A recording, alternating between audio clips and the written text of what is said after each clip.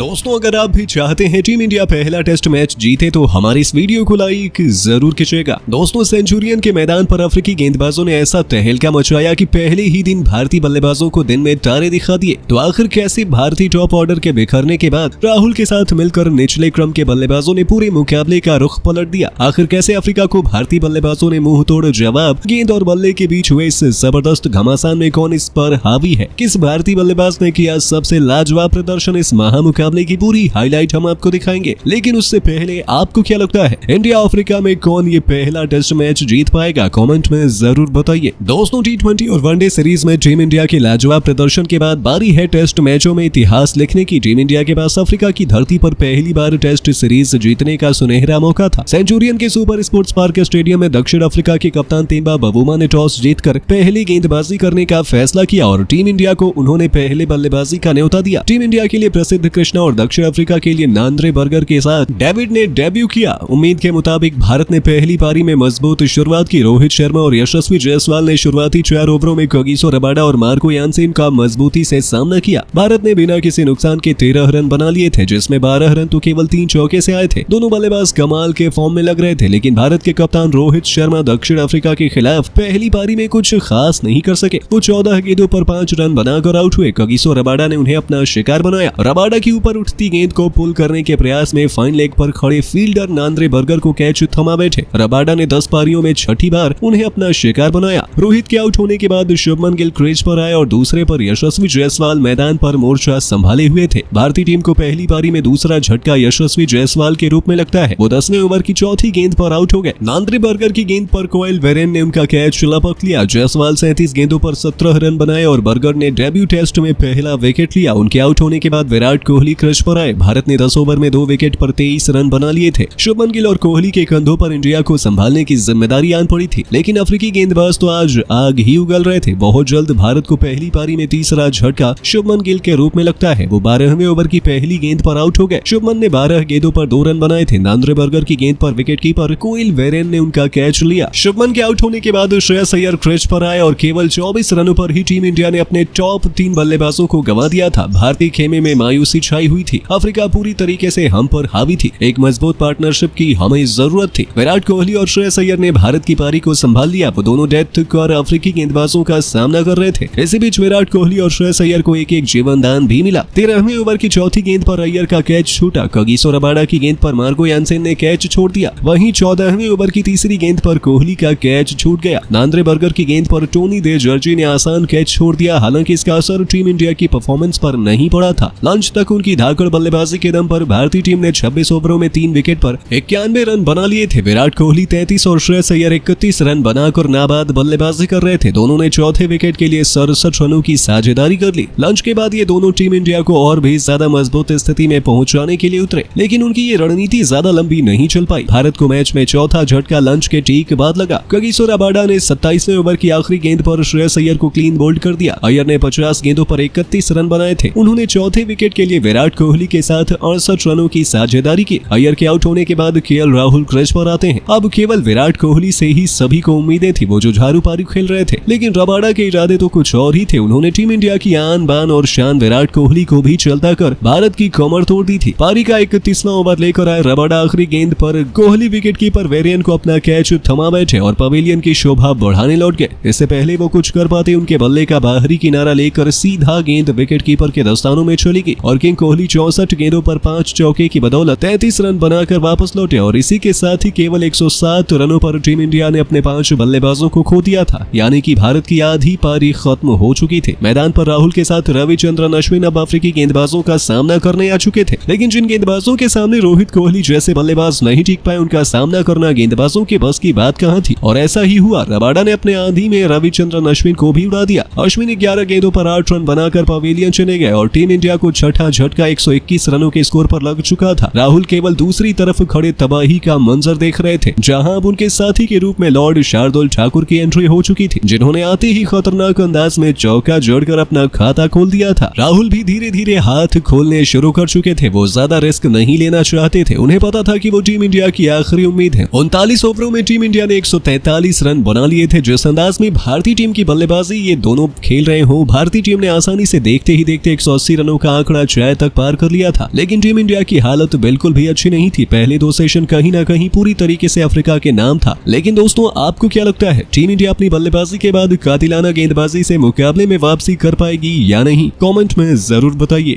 ऐसे में भारतीय बल्लेबाजों की खराब बल्लेबाजी को देखकर दुनिया के तमाम दिग्गजों का भड़काऊ बयान सामने आया है, जिसमें सचिन तेंदुलकर ने बयान देते हुए कहा कि भारत और साउथ अफ्रीका के बीच खेले गए पहले टेस्ट के पहले दिन भारत के बल्लेबाजों ने काफी खराब बल्लेबाजी की है। इस मैच के अंदर कोई भी खिलाड़ी ऐसा नहीं था जिसने ठीक ठाक बल्लेबाजी की हो। हालांकि विराट कोहली और श्रेयस अय्यर ने टीम को संभाल कर रखा था, लेकिन दोनों बल्लेबाज ज्यादा देर तक टीम को नहीं संभाल पाए। और इसके अलावा उन्होंने आगे बयान देते हुए कहा, इसमें मैच में मेरे अनुसार तो विराट कोहली और रोहित शर्मा सबसे खराब खिलाड़ी दिखाई दिए हैं, क्योंकि दोनों के पास साउथ अफ्रीका में खेलने का काफी अनुभव है। ऐसे में दोनों ने अपने अनुभव का फायदा नहीं उठाया और भारत को दिक्कत दी है।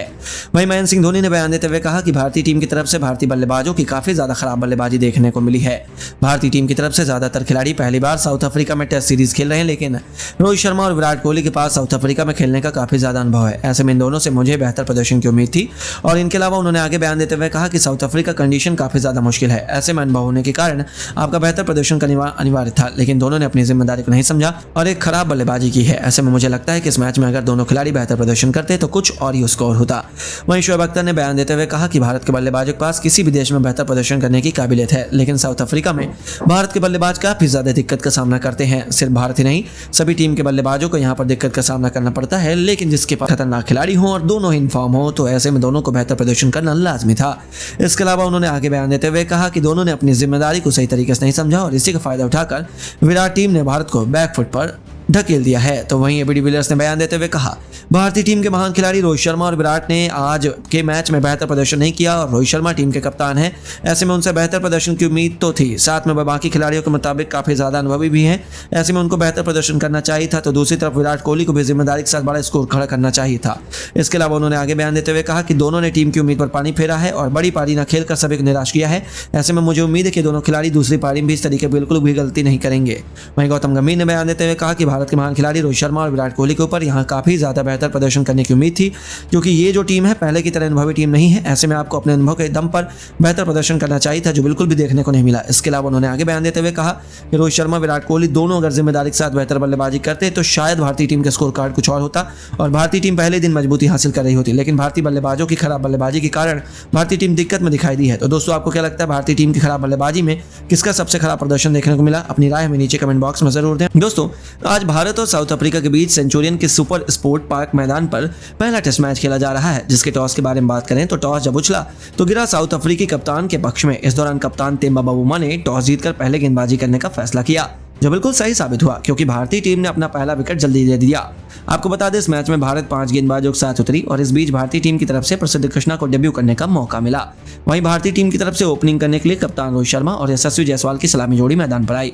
वहीं दूसरी तरफ से गेंदबाजी की शुरुआत किशोर रबाडा ने की। हालांकि भारतीय टीम की तरफ से क्रीज पर यशस्वी जायसवाल बल्लेबाजी करते हुए दिखाई दिए, जहां पर उन्होंने अपनी पहली गेंद पर गेंदबाज को सम्मान दिया और इसके बाद भी यशस्वी जायसवाल ने सम्मान देना जारी रखा। इस दौरान उन्होंने गेंदबाज को बार बार सम्मान देते हुए गेंद को छोड़कर 5 गेंद के अंदर एक भी रन नहीं बनाए। लेकिन जैसे ही रबाडा के पैरों पर गेंद डाली तो उसको बैकवर्ड स्क्वायर लेग की तरफ से कलाइयों का उपयोग करते हुए शानदार चौका लगाया और अपना और अपनी टीम का खाता शाही अंदाज में चौके के साथ खोल दिया।